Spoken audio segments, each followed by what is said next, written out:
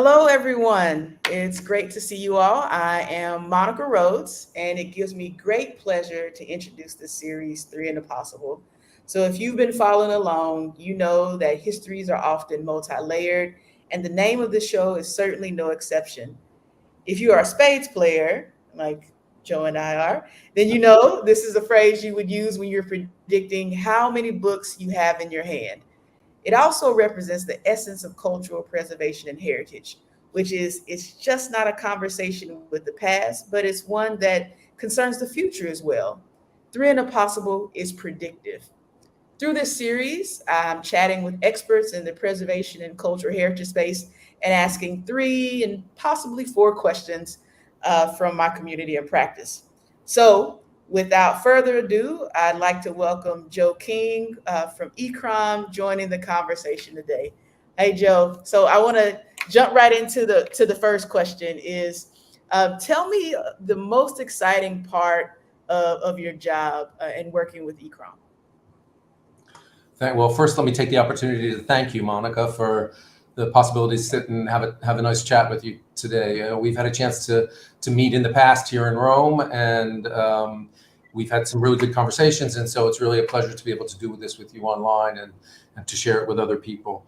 In terms of sort of interesting part of my job, well, I work for ECROM, which is an institution in Rome, Italy. It's an intergovernmental institution with 137 member states, and we are mostly dealing with capacity building for cultural heritage around the world.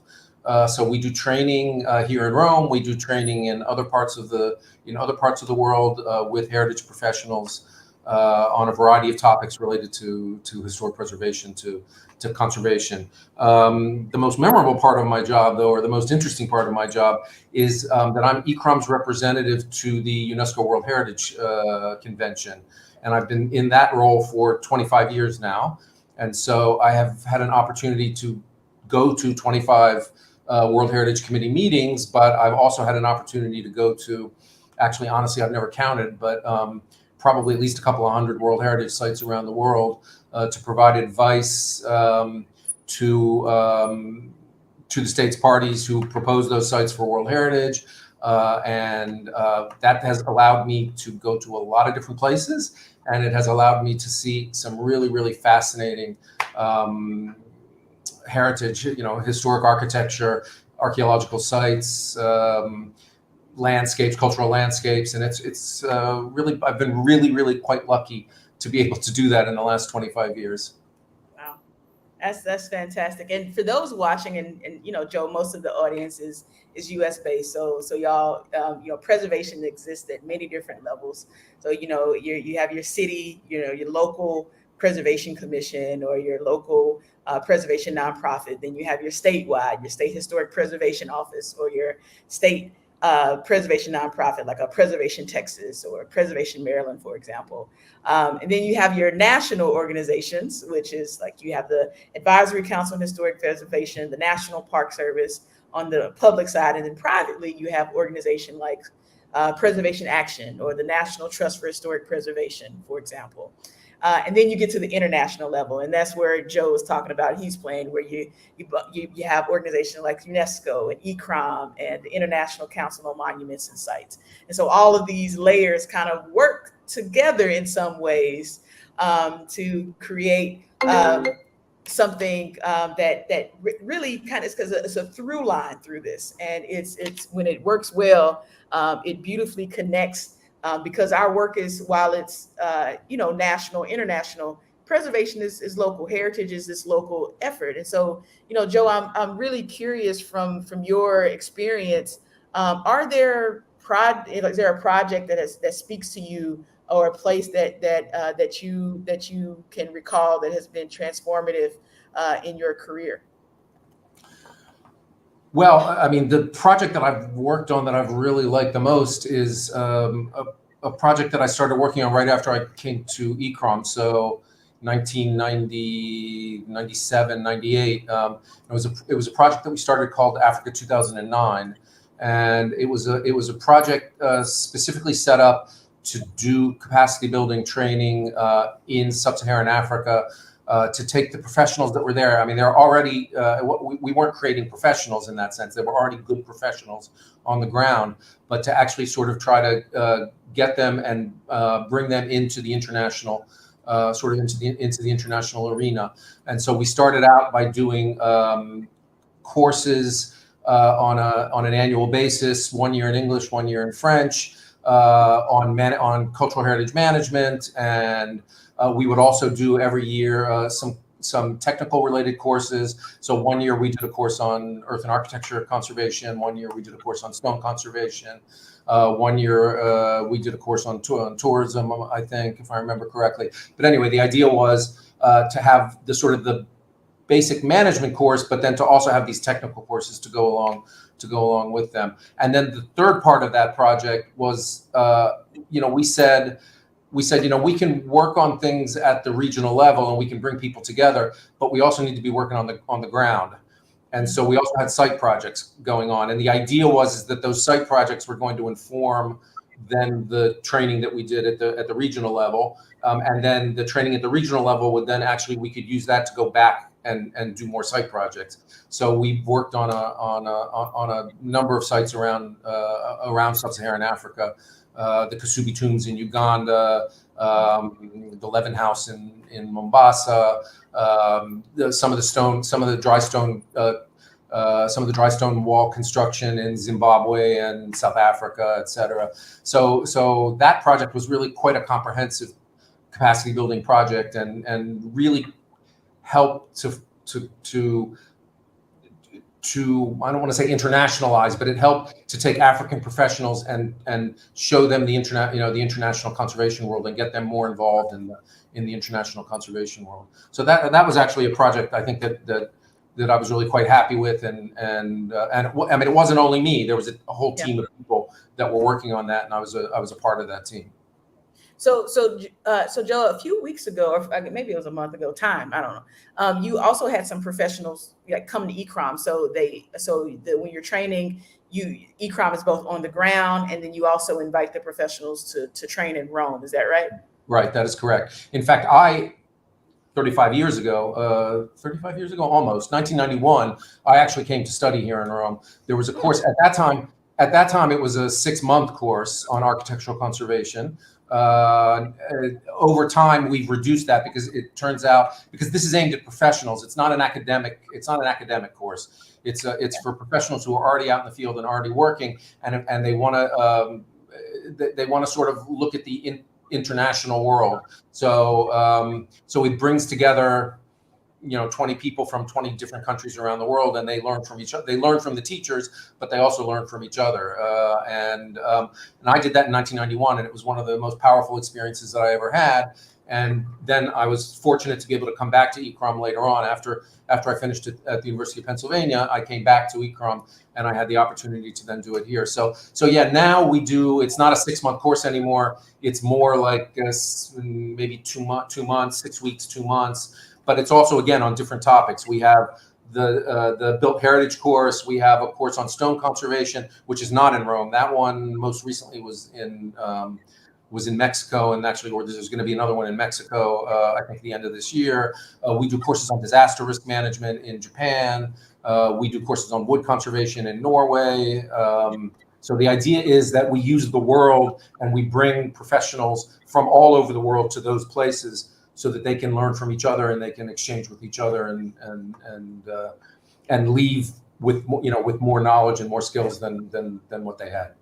Yeah, and from my understanding of my conversation with people that have gone through the training, like, you also leave with just a network of people from around the world, and that is powerful to kind of think about. Like, you go from working in a silo to now you go through this training, and as it happens in any field, when frustration, or you're trying to figure something out, to be able to call on a member of your cohort to help navigate a situation, or just have someone to talk to about it, I'm sure it just has been invaluable for folks.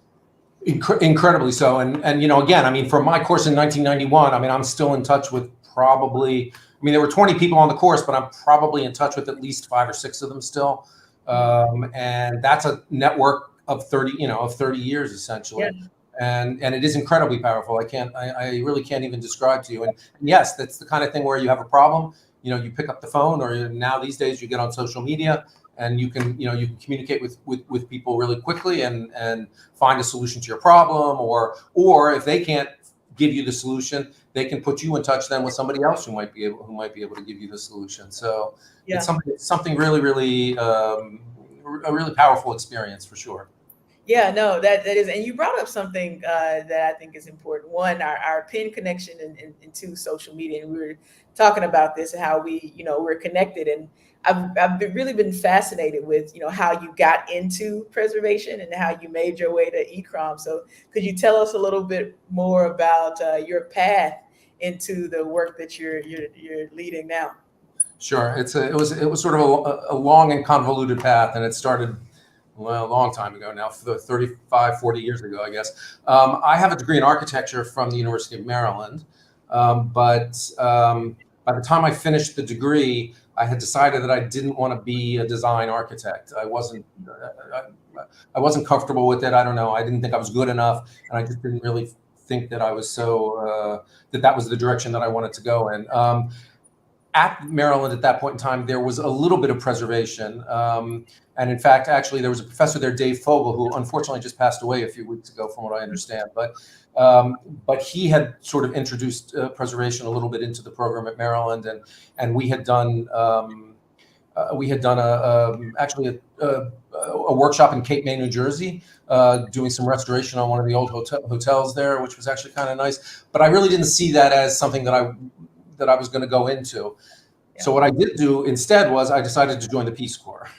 And so I joined the Peace Corps, and I wound up going to Kenya, and I wound up for the first 8 months teaching English and also drafting at a technical school on the coast of Kenya, about 60 kilometers outside of Mombasa, Kenya. But after 8 months, the Peace Corps had been approached by the National Museums of Kenya, and they were looking for an architect to work on an urban conservation project that they were doing in the Old Town of Mombasa. And they asked me if I would be interested in going and working on that project. It was a UNESCO project, but I was a volunteer. And so I said yes. I mean, I would have been stupid to say no to that. So I moved into Mombasa, and I started working on this great project, which was a joint project of the National Museums of Kenya, UNESCO, and UNDP. And it was to write a conservation plan for the Old Town of Mombasa, Kenya. And I ended up extending my time at the Peace Corps. And after I extended my time at the Peace Corps, I ended up getting hired by UNESCO as a consultant for a year. And we wrote this, what I think was actually a pretty good conservation plan for the Old Town of Mombasa. And then that's when I realized that preservation was what I wanted to, was what I wanted to get into. Yeah. So I left there. I came to Rome. As a parenthesis, I should say, I was working with the person who would become my wife, who was Italian, and so I came to visit her here in Rome, and she said, "Oh yeah, there's this really great course at this place called ICCROM. Why don't we go and try to see if we can take this course at ICCROM?" And that's another long story, but in the end, we ended up doing it, and that was in 1991. And then from there, I went back to the States, went to the University of Pennsylvania, and got a master's degree in preservation and also in city and regional planning, and then came back to ICCROM. And I've been here for the last 25, 26 years, I guess. So wow. It's kind of a tortured path, and I'm sorry, it's a bit long and convoluted, but that's how I got here. No, those are important questions. There's an important point, because of what I often share with folks is that there's no one path to anything. No. Everyone has their own journey, and we find ourselves doing things that don't make sense in the moment or to us, but when we look back, we see how it kind of all fits together in this on this arc of of a career that we're making in real time and building the plane as we're flying it. So part of it is being open to things, because I mean, I never would have planned this for myself. Part of it is being open to possibilities. Actually, there's your 3 in a possible. But being open to possibilities, but recognizing when an opportunity comes along, whether it's the right opportunity for you or whether it's not the right opportunity for you. And I've been really lucky. I've been in the right place at the right time a lot of different in a lot of different parts of my life. But at the same time, I've recognized that yes, this is actually the direction, this is being offered, and this is the direction that I need to be going in. Yeah, that's a good point. And one of the things I often think about is like, how do you know when the right choice is in front of you and when you need to pass on it? Is I get a feeling in my stomach, and like I feel like butterflies, and it makes me nervous, and it's just kind of like my North Star. Like, okay, like this is moving me in some type of way. Maybe this is what I should be doing. Like, what's your what's your sign that this is a right path for you? Well, I don't know whether it's my stomach or where it's coming from, but I think it's something that interests me. But I will say this: the other thing that I've always lived by is that you also have to be ready if it turns out that this is not the right thing. It's important for you to recognize that at a certain moment. And there have been moments. Actually, there was a moment early on here at ICCROM, which actually it turned out to be okay. But there were some things that were going on here that I was being asked to do something that I wasn't very comfortable with, and I was ready to say no at that point in time. And so I went and I said, no, I'm not comfortable doing that. And then we switched it up a little bit, and I was able, but I was actually prepared to walk away at that point. And I think you need to be prepared, to walk away. I think that's more the key to that is take advantage of the opportunities, because you never know ultimately what's going to be the right opportunity or the wrong opportunity. But then you need to be ready to not cut your losses. I don't mean to be negative in that sense, but you need to know when to move on to something else if it's not the right thing to do anymore. Yeah, and I think to further use this 300 possible analogy of the card game, know when to hold it and when to fold it. Like, yeah, well, okay, like, okay, this isn't working like I thought it was going to, and that's okay, because you also learn something when things don't work out. Things always work out, even if it's not working out at the moment. A yes is sometimes a no, and a no is sometimes a yes. Yeah. But you got to be willing to take your chances sometimes. I think that's also really, really important. Absolutely. So here's the question. So, for someone who's interested, who has some interest in, has done work in the US or in their respective countries, and they're thinking about transitioning into international space, is the training the first step for them, or what would you recommend based on your experience or what you've seen in the field if someone is interested in getting into more international conversations, working with organizations? How would they get there? Well, I would say one thing certainly could be coming and taking an ICCROM course. Now we only have limited spaces in these things, but keep an eye out. Go to our website, look and see what the opportunities are. And I would say that is certainly one way to do it. Yep. And again, the beauty of that is that usually we don't take more than one person per country at a particular point in time. So it means that if you do that, it means that you're meeting 20 other people from 20 different countries in the world. I mean, you're getting a lot of different experiences and a lot of different know-how. So that's one way to do it. The easier way to do it is to join an organization like ICCOMOS, which is the International Council on Monuments and Sites. Now, for those of you that don't know ICCOMOS, there are national chapters. The way it works is it's an international organization, but with national chapters in, I think there may be about 115 or 120 national committees. I'm actually not 100% sure about that, but there's definitely a U.S. national committee. And that's one way to start getting yourself involved in that, is to try to join US ICCOMOS and try to get to know people through that, and that will also open you up to opportunities. The third thing that I would say, and this is something that didn't exist so much when I was younger, is studying abroad. I mean, for example, in my particular area of expertise, which is World Heritage, there are now there are master's degrees that you can get from Tsukuba University in Japan, or Cottbus University in Germany, or University College Dublin, dealing with World Heritage Studies. And that is then also another way that you can sort of get yourself into the international world. So there are a variety of different ways to do that. This is also going to sound probably stupid, but also just get out and start traveling, start going around the world. I mean, that's that's a way to but seriously, I mean, that's a way to start opening yourself up to what's going to what's going on, and maybe not doing it like a 1 week tourism and come to Rome and run away, but if you can find some sort of a program or some sort of an experience where you can actually have more time to talk to people and get to know people, I think that's also something. I would also say join the Peace Corps. The thing is that my situation in the Peace Corps was, I think, highly unusual, and I'm not really sure that you can go into preservation there. I mean, I happen to be, once again, in the right place at the right time to be able to move into that. But certainly that'll give you an international, it'll send you someplace, and you'll get to know people, and you'll depending on where you go, you'll learn a new language, and you'll work at a really community level.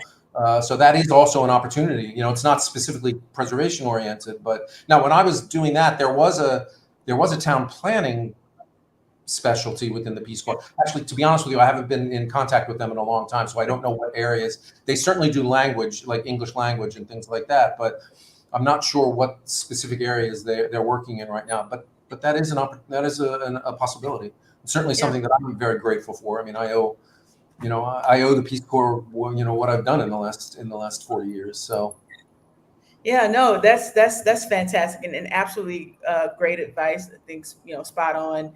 When people get into the preservation field, they're trying to explore, understand things, and there are people who want to go straight into the international space, but that path is not as clear for folks. So that was a great explanation on how to kind of get your foot in the door and just open yourself up to new experiences and saying yes to these opportunities. One of the problems in the United States is because the U.S. is such a big country, there is a tendency, I think, for a lot of professionals to be sort of more inward looking than outward looking. So it's also, to a certain extent, an internal process, if you will. And that's not true for everybody. And I don't mean to, I don't want to, pigeonhole everyone into that. But there is a tendency, because there is so much to do in the U.S., there's a tendency to look inward more. And I think you just need to also change your, not you specifically, but people need to change their way of thinking, and they need to want to broaden their perspective on things. One of the beautiful things that I learned at ICCROM over that 6 months that I took that course was, I learned an international way of thinking that I would have never gotten had I took the master's at Penn after I studied at ICCROM. So I had the opportunity before going to Penn to already have this really fantastic 6-month experience where I was able to learn from people from Mexico and from Italy and from Thailand and from Japan and so I was able to get that international sense before I then went to Penn, and I was able to use that international experience then to really enrich my experience at Penn in a really good way. So I mean, you just need to figure out the best way to move to move around on that. No, that's again great perspective on this international conversation. And one of the things that I've, since I'm still over here in Italy, just seeing how, and we all knew this, but I think it's one thing understanding something theory is another thing experiencing it. But seeing how much of a diplomatic endeavor cultural heritage is, being able to speak to what a country values based on where they decide to preserve or what stories they decide to share and tell. So yes, preservation is a future conversation, but it also communicates to the rest of the world, who the U.S. is as a nation, or who China is, or who Mexico is. So that also says something, and speaks to the larger importance of the cultural heritage sphere, is that we are literally sharing and stewarding how people view a nation by where we put our resources and what we choose to preserve about our histories. I think that's really an excellent observation, and I want to couple that observation with how you started out this interview, because you talked about the fact that you've got local preservation initiatives, and you've got state historic preservation offices, and you've got the Department of the Interior, and you've got the the National Trust for Historic Preservation, et cetera, and then you've got the international level. But that also speaks to the fact that you've got different values at all of those different levels. You've got heritage that's important at the local level that's actually not important at the international level. You've got things that are important at the international level that are not important at the local level or at the national level. And I think this is always a dialogue between between all of the various levels of value that a place has, or that an object has also, because it's true of objects also. And I think what we need to do, and in fact, one of the more difficult things that we need to do is we need to facilitate between those levels, let's say, because if I want to conserve something, I mean, I work with World Heritage. If I want to conserve something because it's of outstanding universal value, that's fine.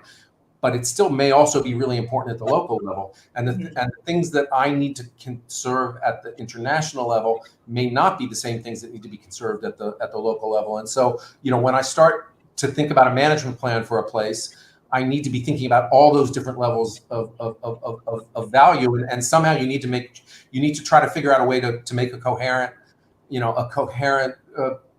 management plan or a coherent project for conservation or for restoration or whatever it is that you want to do that actually takes into account all of those different levels at the national level, at the local level, at the international level. So it's a challenge, but it's actually what makes it worthwhile. Yeah, I'm thinking about this as a graph. So you have the Y as the different levels, but then the X to me is like how values change over time. So things that were important 20 years ago, and how we talked about heritage are not the things that we're leaning in on now. We're thinking about like people-centered and putting communities first at the center as opposed to the resource of the object or the building, and so that has changed over time. But then also these so it just visualizing the complexity that it takes to manage all of these things at one time, and then create a plan that can be helpful and useful to people who have to be at the site as they're thinking about, what is the next 15, 20 years, and how can we manage this for the future as well as the present, while we're also engaging with the past. So, but it's also not just a technical field. Yeah. It's a political field also. I mean, you need to have the technical skills, but you also need to be able to talk to people, and you need to be able to mediate between various interests. And it's political, not in the capital P political, but it's political in the lower P political. Mm-hmm. And you need to be willing to and able to mediate the various interests that are there in any particular place that you're working in, and that's not easy. And a lot of people in our profession think that it's only about the technical, and the technical is important. In fact, actually, the thing that scares me sometimes is that the pendulum tends to swing either too far to the technical or too far to the political. And in fact, actually, somehow or another, we need to keep it in the middle, because the technical skills are absolutely important, and the scientific skills are absolutely important. But still, at the same time, if you can't mediate between the interests, you're not going to be able to do anything with those skills. Essentially, and it's hard. It's a hard balance to find.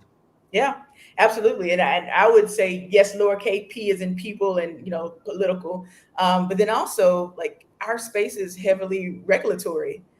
So understanding how these laws work together and how sometimes they're in conflict with each other, and understanding, I've done a lot of work with politicians that, sometimes they're political interests as it relates to, what national parks get designated, or who's getting the funding, or what's happening here, or, what does this mean? Like it's a lot of things happening at one time for those that are trying to wrap your mind around preservation in the audience. It's all of these things together.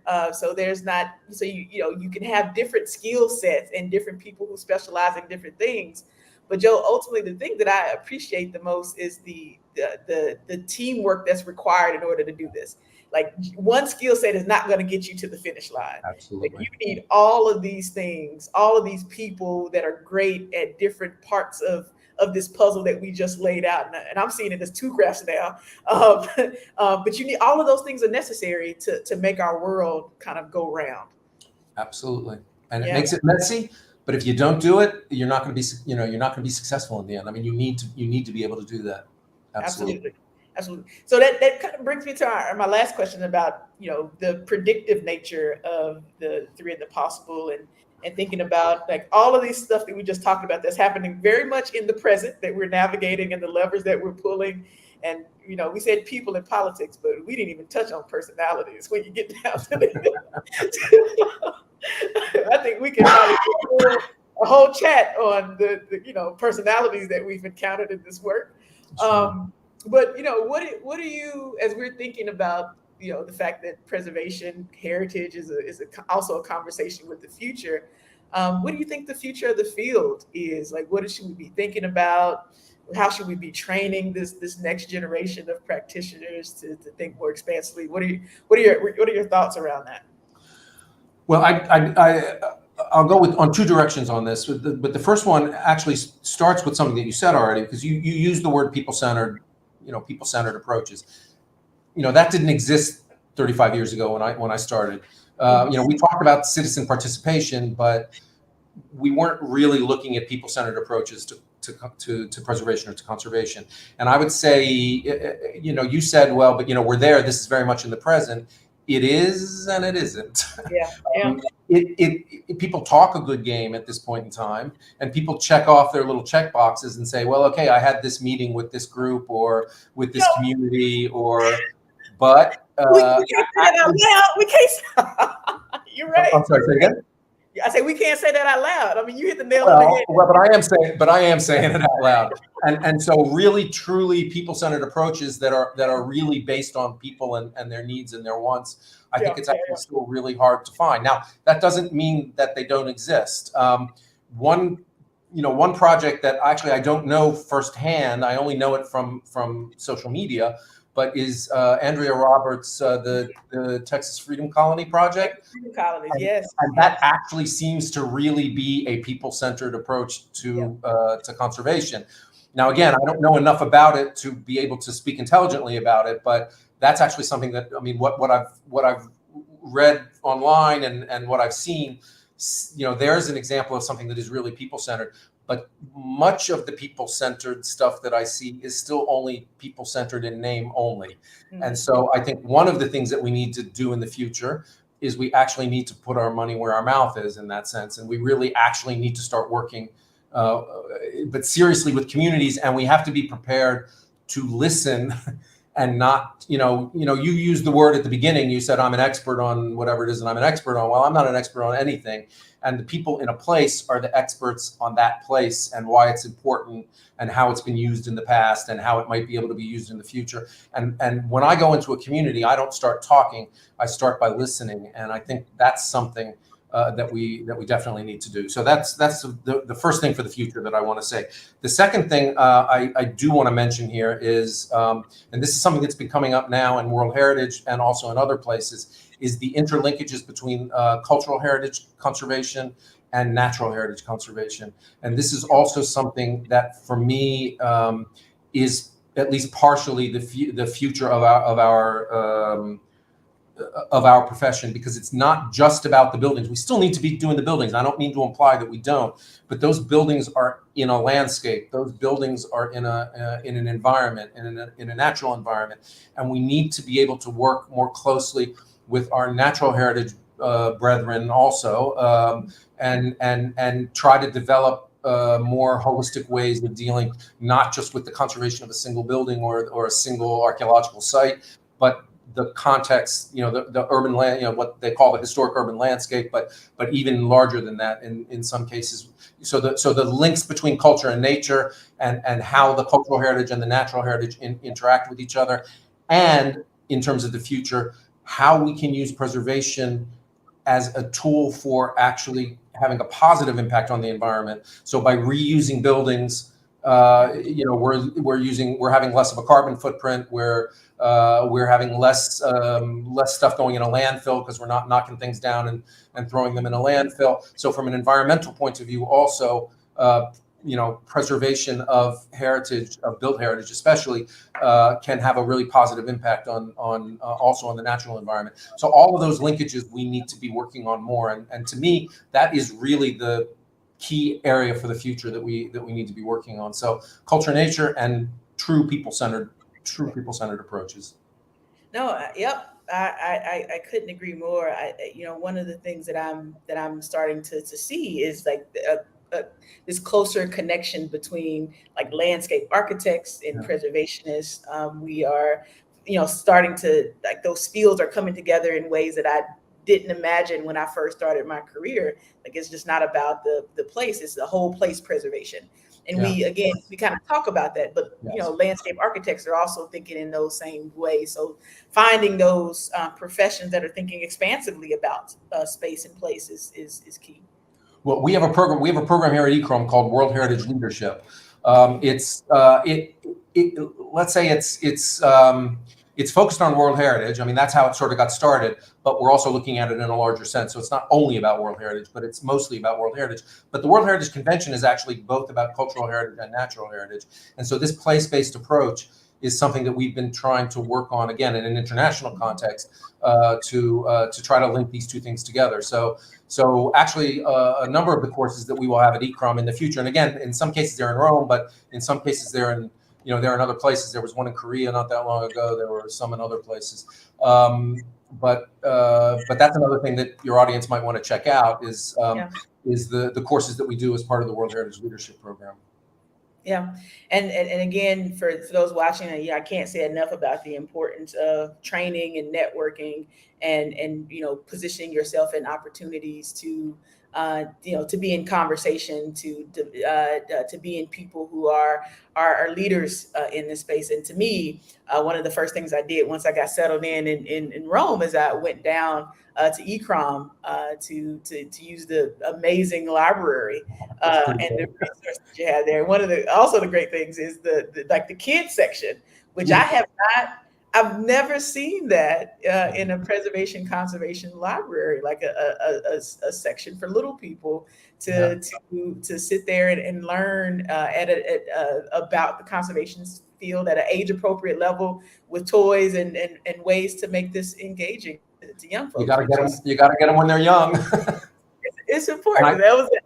And I credit my librarian. Actually, I credit the librarian here at ICCROM for starting that program because I actually think it's a really great initiative. Absolutely.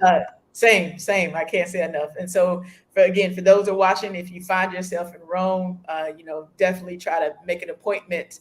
So the appointment is required to use the library facilities, but the folks there are absolutely incredible.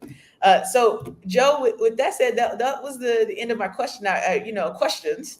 I really appreciate the time and getting the chance to talk with you, to chat with you, certainly to meet you in person after years of being connected. This has been a wonderful conversation, and I appreciate your thoughts, your perspective, and that push to say the quiet part out loud, which, if we're really going to make something people-centered, we have to make sure our budgets align with our priorities that we say that we have.